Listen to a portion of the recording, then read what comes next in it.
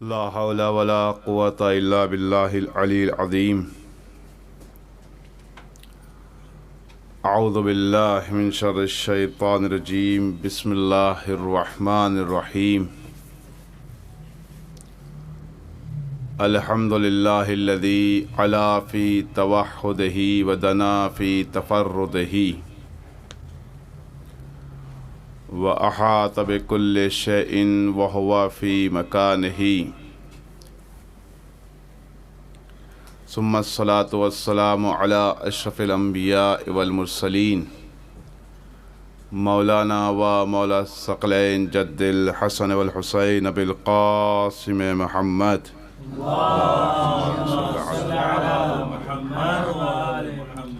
وعلى أهل بيته الطيبين الطاهرين ولعنة الله على أعدائهم أجمعين من يومنا هذا إلى قيام يوم الدين. أما بعد فقد قال الإمام الصادق عليه السلام لكل شيء ربيع وربيع القرآن شهر رمضان. صلوات پڑھیں محمد وآل محمد پر. اللهم صل على محمد وآل محمد. معزز سامعین اور سائمین اکرام، مختصر سے وقت میں انشاءاللہ آپ کی خدمت میں چند معروضات پیش کرنے ہیں. رب العالمین نے صادق عالمین کی زبانی یہ پیغام پہنچوایا کہ ہر چیز کے لیے ایک بہار ہوتی ہے اور قرآن کی بہار ماہ رمضان ہے. باعظمت ذات، باعظمت مہینہ اور باعظمت کتاب، خداوند عالم نے جب تعریف کرائی ہے ماہ رمضان کی تو اس طریقے سے تعریف کرائی ہے کہ اس تعریف میں قرآن کو شامل کیا. کیا پڑھتے ہیں ہم لوگ ماہ رمضان میں؟ ہر واجب نماز کے بعد جو دعا پڑھی جاتی ہے، یا علی و یا عظیم و یا غفور یا رحیم انت رب العظیم الذی لیس کمثلہ شیء وہو العظیم وہو سمیع البصیر وہذا شہر عظمتہ وکرمتہ وشرفتہ وفضلتہ علی الشہور وَهُوَ الشَّهْرُ الَّذِي فَرَضْتَ الصِّيَامَ عَلَيَّ وَهُوَ الشَّهْرُ رمضان الَّذِي أَنزَلْتَ فِيهِ الْقُرْآنَ کہ اے پروردگار تو علی ہے، تو عظیم ہے، تو رفیع ہے، تو غفور ہے، تو رحیم ہے. تو نے اس مہینے میں، یعنی جس مہینے کو تو نے سب سے باعظمت بنایا، جس مہینے کو تو نے سب سے باشرف بنایا، جس مہینے کو تو نے سب سے باکرم بنایا، یہ وہ مہینہ ہے جس میں تو نے قرآن نازل کیا. یہ دعا اور ساتھ ہی آیت قرآنی بھی ہے کہ صلوات پڑھیں محمد وآل محمد پر. شہر رمضان الذی انزل فیہ القرآن کہ ماہ رمضان کی جو تعریف، ماہ رمضان کی جو عظمت بیان کی جا رہی ہے، ماہ رمضان کی جو فضیلت بیان کی جا رہی ہے، وہ کس طریقے سے؟ قرآن کے ذریعے سے. یہ وہ قرآن کہ جو صرف ایک کتاب نہیں ہے بلکہ درس حیات ہے. یہ وہ قرآن کہ جو صرف آیات کا مجموعہ نہیں ہے بلکہ نور الہی تک پہنچنے کا راستہ ہے. یہ وہ قرآن کہ جس کے لیے رسول اکرم صلی اللہ علیہ وآلہ وسلم نے ارشاد فرمایا کہ ان اردتم عیش السعداء وموت الشہداء والذل یوم الحرور والنجات یوم الحسرت والہدایہ یوم الضلالت فادرسوا القرآن کہ اگر تم یہ چاہتے ہو کہ سعادت مندی کی زندگی جیو، اگر تم یہ چاہتے ہو کہ شہیدوں کی موت مرو، اگر تم یہ چاہتے ہو کہ جس دن سب حسرت بھری نگاہوں سے ایک دوسرے کو دیکھ رہے ہوں گے، اس دن اگر تم کوئی رسایا چاہتے ہو، جس دن بہت زیادہ گرمی ہوگی، گرمی کی وجہ سے لوگ ایک دوسرے کی طرف بھاگ رہے ہوں گے، اگر اس دن تم کوئی سایہ چاہتے ہو، اس دن جس دن ہر آدمی بھٹک رہا ہوگا، اس کے پاس کوئی ہادی نہیں ہوگا، اگر تم اس دن کے لیے ہدایت چاہتے ہو تو قرآن کو سیکھو۔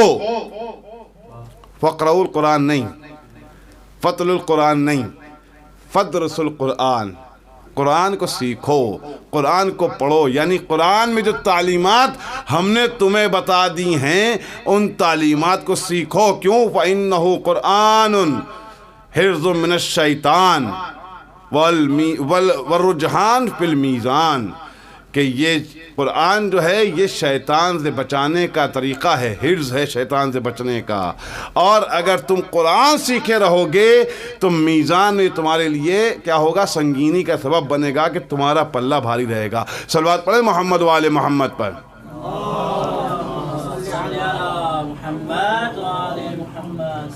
یہ قرآن ایسی نعمت ہے کہ اگر اس نعمت کے لیے ہم پوری زندگی سجدے میں رہیں تب بھی ہم اس نعمت کا حق ادا نہیں کر سکتے۔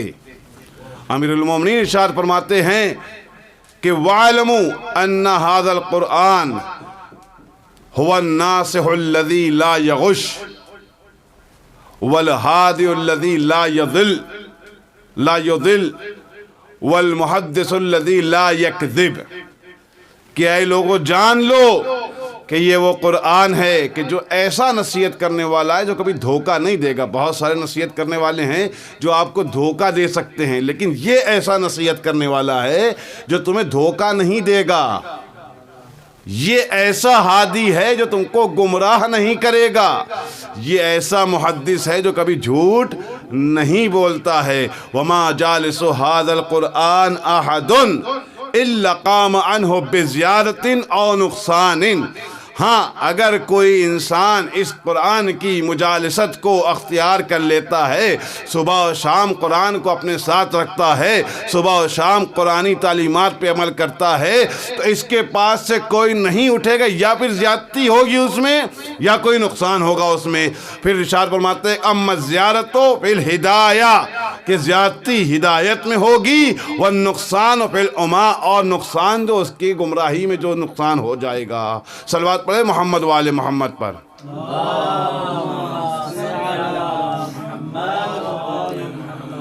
توجہ ہے نا ہے آپ کی کہ یہ قرآن جو ہدایت ہے، قرآن جو ماہ رمضان کیونکہ ہمارے درمیان سے جا رہا ہے، چند دن بچے ہیں، بہار قرآن ہمارے درمیان سے چلا جائے گا، نہیں معلوم کون اس مہینے میں بخشا گیا کون نہیں بخشا گیا، نہیں معلوم کس نے کتنا فائدہ اٹھایا اس ماہ رمضان سے، لیکن قرآن دیکھیں کہ قرآن جب پڑھتے ہیں، آپ کے سامنے عرض کیا کہ یہ قرآن دو طریقے سے اس میں بیان کیا گیا ہدایت کے لیے۔ ھذا بیان للناس وہدی وموعظۃ للمتقین، ایک آیت تو یہ ہے۔ دوسری آیت جو ابتدائی سورہ بقرہ میں ہے کہ الف لام میم ذالک الکتاب لا ریب فیہ ھدی للمتقین، ٹھیک ہے۔ آپ اور دیکھیں کہ یہی ماہ رمضان کے حوالے سے کہ شہر رمضان الذی انزل فیہ القرآن ھدی للناس، ایک جگہ پر خداوند عالم کہہ رہا ہے کہ یہ قرآن جو ہے ہدایت ہے لوگوں کے لیے،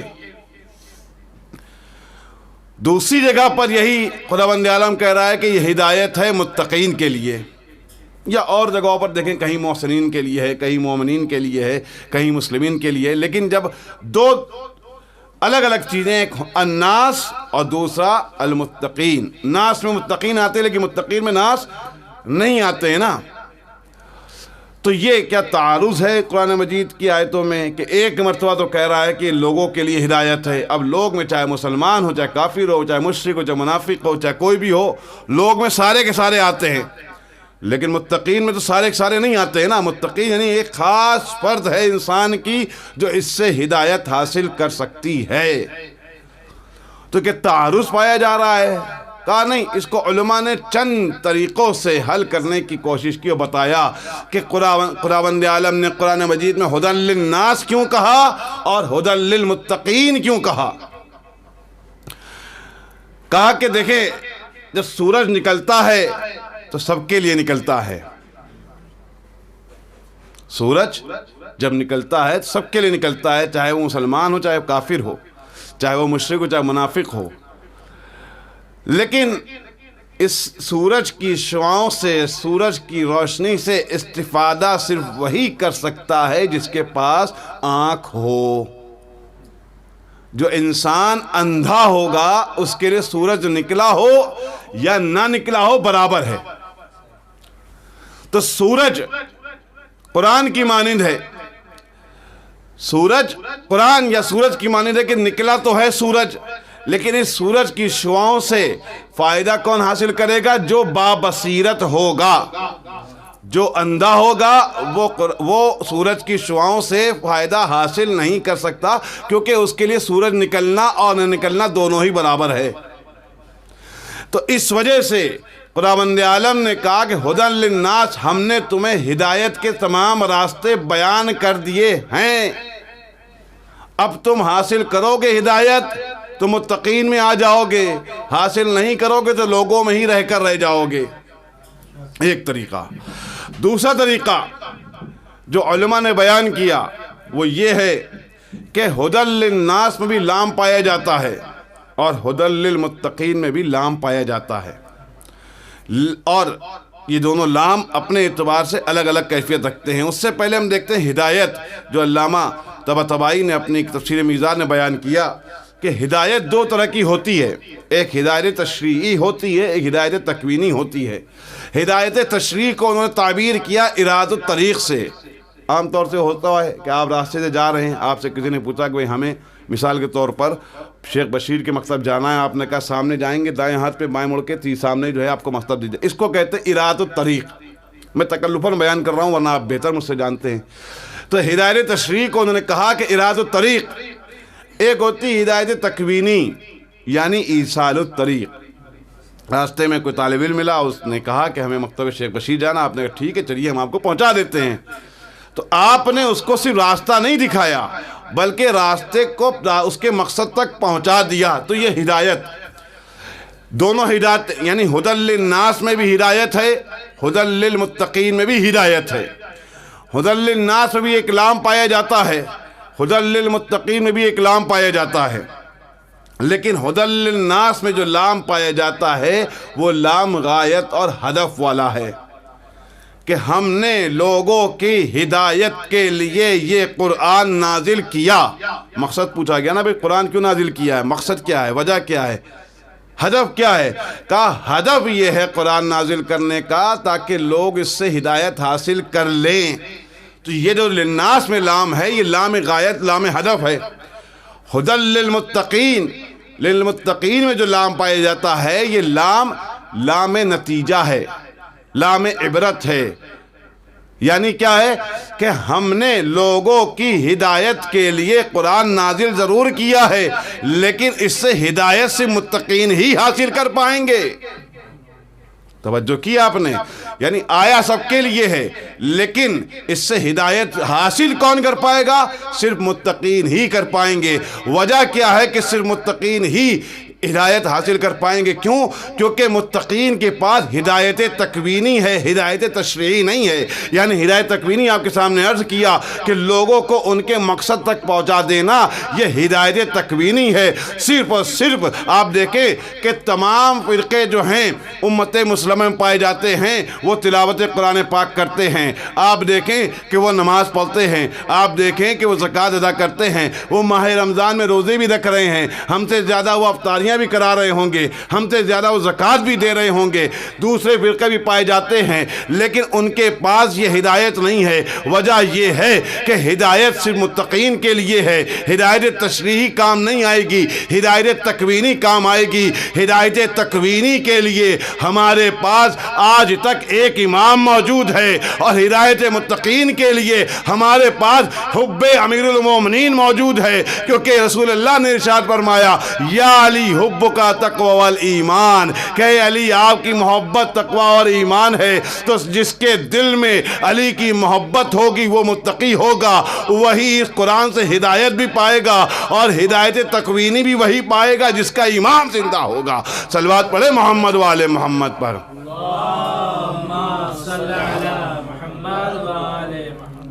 توجہ کی آپ نے کہ ہمارے پاس ہمارا امام بھی ہے، ہمارے پاس علی کی محبت بھی ہے۔ کیا کہتے ہیں امام کے اے شیعو ہم تمہارے امور سے لمحہ برابر بھی غافل نہیں ہوتے ہیں۔ اسی کا نام تو ایصال الطریق ہے نا۔ لمحہ برابر بھی تم سے ہم غافل نہیں ہوتے ہیں، اگر ہم تم سے غافل ہو جائیں گے تو تم برباد ہو جاؤ گے۔ یہی تو ہدایت تکوینی۔ دو چیزیں ہمیں جو عطا کی گئیں، ایک صلوات پڑھیں محمد وآل محمد پر۔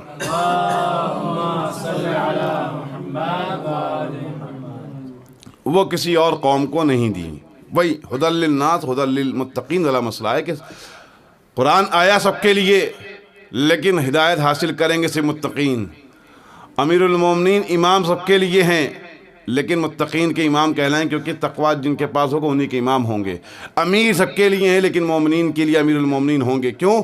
کیونکہ انہوں نے ان کی زمام پکڑی۔ دو چیزیں جو ہمیں عطا کی گئیں وہ کسی بھی قوم کو عطا نہیں کی گئیں، دونوں ہی ہادی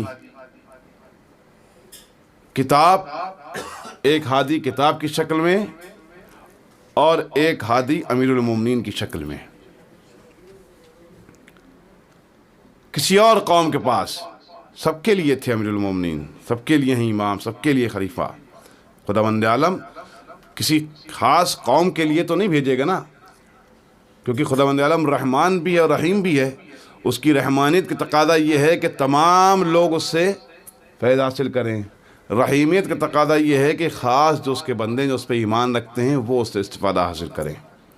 امیر المومنین بے امام ہیں سب کے لیے، لیکن جو ان کو امام مانے وہ اس سے استفادہ کریں گے نا، ورنہ امیر المومنین، ابھی آپ نے علماء سے سنا، ابھی شہادت کی تاریخیں گزری ہیں کہ امیر المومنین نے صرف اپنے شیعوں کے لیے تو کوئی کام نہیں کیا نا، کہ اگر کوئی ان کے پاس یہودی آتا تھا تو اس کا بھی مسئلہ حل کرتے تھے، کوئی عیسائی آتا تھا اس کا بھی مسئلہ حل کرتے۔ بہرحال ہمارے پاس دو چیزیں، ہدایت کے نام پر، ہادی کے نام پر، رہبر کے نام پر، ایک قرآن اور دوسرے امیر المومنین۔ کیونکہ اگر کسی بھی میدان میں ہمیں کامیاب ہونا ہے تو دو چیزیں ہمارے پاس ہونی بہت ضروری ہیں، ایک گائیڈ لائن، دوسرا گائیڈ۔ اگر یہ دو چیزیں ہمارے پاس نہیں ہوں گی تو ہم یا تو راستہ بھٹک جائیں گے یا اپنے مقصد سے دور ہوتے چلے جائیں گے۔ ایک ہے گائیڈ لائن، دوسرا ہے گائیڈ۔ خداوند عالم نے گائیڈ لائن کے نام پر ہمیں قرآن مجید عطا کیا، گائیڈ کے نام پر امیر المومنین عطا کیے۔ توجہ کی آپ نے کہ اگر یہ دو چیزیں نہیں ہوں گی، آپ کہیں بھی جائیں، ابھی یہاں پر لوگ زیارت کرنے کے لیے آتے ہیں، دو چیزیں ان کے پاس ہوتی ہیں، گائیڈ یعنی معلم، گائیڈ لائن یعنی جو ان کے پاس دعاؤں کتابیں ہوتی ہیں جس میں وہ بتاتے ہیں کہ یہاں پر امیر المومنین جو کوہ طور پہ دفن ہیں، امیر المومنین ان کے بغل میں جناب نوح بھی ہیں، جناب آدم بھی ہیں، اس ایسے مقام کی فضیلت، اس کو گائیڈ لائن کہتے ہیں۔ گائیڈ معلم جو ان کو بتاتا ہے کہ بھائی آپ یہاں پر آئے ہیں تو یہ نماز پڑھیں، یہ زیارت پڑھیں، یہ دعا پڑھیں، یہ فضیلت ہے، یہی تو ہوتا ہے نا۔ ہندوستان آپ جائیں گے، اگر غیر ملکی ہندوستان جائے گا تو اس کے لیے بھی دو چیزیں ضرورت پڑے گی، ایک گائیڈ لائن اور دوسری گائیڈ۔ گائیڈ لائن کیا بتائے گی کہ آپ کو اسٹیشن سے نکل کر کس جگہ پر جانا ہے، اسٹیشن سے باہر نکلیں گے تو فلاں جگہ آئے گی، فلاں جگہ پہنچیں گے تو فلاں پارک آئے گا، فلاں پارک آئیں گے تو فلاں میٹرو اسٹیشن پڑے گا۔ لیکن یہ گائیڈ لائن صرف کام نہیں آئے گی جب تک آپ کے پاس گائیڈ نہ ہو جو آپ کا ہاتھ پکڑ کر آپ کو ان راستوں سے لے کر نہ جائے۔ کیونکہ آپ اس جگہ سے اجنبی ہیں، وہاں کی زبان شاید نہیں آتی آپ کو، وہاں کا طریقہ نہیں آتا ہے شاید آپ کو، وہاں کا لہجہ نہیں آتا ہے شاید آپ کو، لہذا نہ صرف گائیڈ لائن کام آ سکتی ہے اور نہ ہی صرف گائیڈ کام آ سکتا ہے، دونوں کو ساتھ میں لے کر چلنا ہوگا۔ بغیر گائیڈ لائن کے اگر کوئی اپنا گائیڈ لے گا تو ہو سکتا ہے وہ گائیڈ اس کو دھوکہ دے دے۔ توجہ ہے نا آپ کی، ہو سکتا ہے وہ گائیڈ اس کو دھوکہ دے دے۔ اسی لیے تو قرآن کے لیے ابھی میں نے آپ کے سامنے عرض کیا تھا کہ هو الہادی الذی لا یضل، کہ یہ ایک ایسا ہادی ہے جو کبھی گمراہ نہیں کرتا ہے۔ لہذا الخلاصہ مختصراً میں آپ کے سامنے عرض کروں کہ اگر کہیں پر انسان کو کامیاب ہونا ہے، چاہے وہ دنیا میں کامیاب ہونا ہو اور چاہے وہ آخرت میں کامیاب ہونا ہو، تو اس کے پاس دو چیزیں ہونا بہت ضروری ہیں، ایک گائیڈ، دوسرا گائیڈ لائن۔ جسے ہماری زبان میں کہیں تو ایک قرآن مجید جو کہ ہادی ہے، جو کہ ہمارے لیے کیا ہے، رہنمائی کرتا ہے۔ اس رہنمائی کے ساتھ ساتھ ہمیں ایک بتانے والا چاہیے، وہ کون ہے؟ امیر المومنین۔ دو چیزیں ہمارے پاس ہیں، یہ دونوں ہی رہنما ہیں، یہ ہمارے وہ رہنما ہیں جو دنیا میں بھی کام آئیں گے اور آخرت میں بھی کام آئیں گے۔ بہت سے رہنما آپ کو مل جائیں گے جو آپ کی دنیا تک آپ کے کام آنے والے ہیں لیکن آخرت میں آپ کے کام آنے والے نہیں ہیں۔ دنیاوی رہنما اور اخروی رہنما میں فرق بھی پایا جاتا ہے۔ دنیاوی رہنما وہ ہوتے ہیں جو آپ کا فائدہ اٹھاتے ہیں، آپ کو سیڑھی بناتے ہیں اور آپ کو سیڑھی بنا کر اوپر تک پہنچتے ہیں، لیکن اخروی رہنما یہ وہ ہوتا ہے کہ جو آپ کا فائدہ نہیں اٹھاتا ہے بلکہ آپ کو فائدہ پہنچاتا ہے، آپ کو سیڑھی نہیں بناتا ہے بلکہ خود سیڑھی بنتا ہے تاکہ آپ کو کامیابی تک پہنچا سکے۔ بھائی امیر المومنین نے ہم سے تو کوئی فائدہ نہیں اٹھایا ہے نا، نہ ہماری یہ اوقات ہے بساط ہے کہ امیر المومنین کو کوئی فائدہ پہنچا سکے۔ امیر المومنین کی ذات وہ ذات ہے جس نے ہمیں ہمیشہ فائدہ پہنچایا ہے، چاہے وہ دنیا ہو اور آخرت میں بھی ہمیں فائدہ پہنچائیں گے، حوض کوثر پر ملیں گے۔ لہذا امیر المومنین نے کہا کہ اگر تم کامیاب ہونا چاہتے ہو تو قرآن مجید کو پکڑے رہنا اور میری محبت کو پکڑے رہنا، میں تمہارے لیے دنیا میں بھی کام آؤں گا، آخرت میں بھی کام آؤں گا۔ یہ وہ واحد رہنما ہیں جو اپنے چاہنے والوں کی کامیابی چاہتے ہیں، ورنہ دنیاوی رہنما وہ ہوتے ہیں جو صرف اپنی کامیابی چاہتے ہیں، اور جب وہ کامیاب ہو جاتے ہیں تو جنہوں نے ان کو کامیابی کی سیڑھیوں تک پہنچایا ہے ان کو پوچھتے بھی نہیں ہے۔ لیکن امیر المومنین وہ ہیں کہ جب تک ان کے چاہنے والے کامیابی تک نہیں پہنچ جاتے ہیں وہ خوش نہیں ہوتے ہیں۔ حدیث قصہ میں آپ نے پڑھا ہے، حدیث قصہ میں جب تک خداوند عالم کائنات کی تمام چیزیں بیان کر رہا تھا، تمام چیزیں بیان کرنے کے بعد اس نے بیان کیا کہ اہل بیت ہم نے آپ سے آپ کو رزق سے دور کر دیا ہے، یہاں تک امیر المومنین خاموش تھے۔ لیکن جب امیر المومنین نے رسول خدا سے یہ پوچھا تھا کہ یا رسول خدا کم سے کم یہ تو بتا دیجئے کہ ہماری اس مجلس کا، ہماری اس محفل کا فائدہ کیا ہوگا، تو رسول خدا نے یہ کہا تھا کہ جب بھی کوئی ہمارا چاہنے والا، ہمارا محب اس دعا کو بیان کرے گا تو اس کی مغفرت ہو جائے گی، اس کے تمام ہم و غم دور ہو جائیں گے۔ ابھی تک امیر المومنین کچھ نہیں بولے تھے، لیکن جیسے ہی انہوں نے یہ سنا کہ اس مجلس کا، اس محفل کا فائدہ ہمارے شیعوں کو، ہمارے چاہنے والوں کو پہنچنے والا ہے، ویسے ہی امیر المومنین کہتے ہیں کہ فزنا و سعدنا کذالک شیعتنا، کہ ہم بھی کامیاب، ہمارے کیا بھی کامیاب ہو گئے۔ صلوات پڑھیں محمد والے محمد پر۔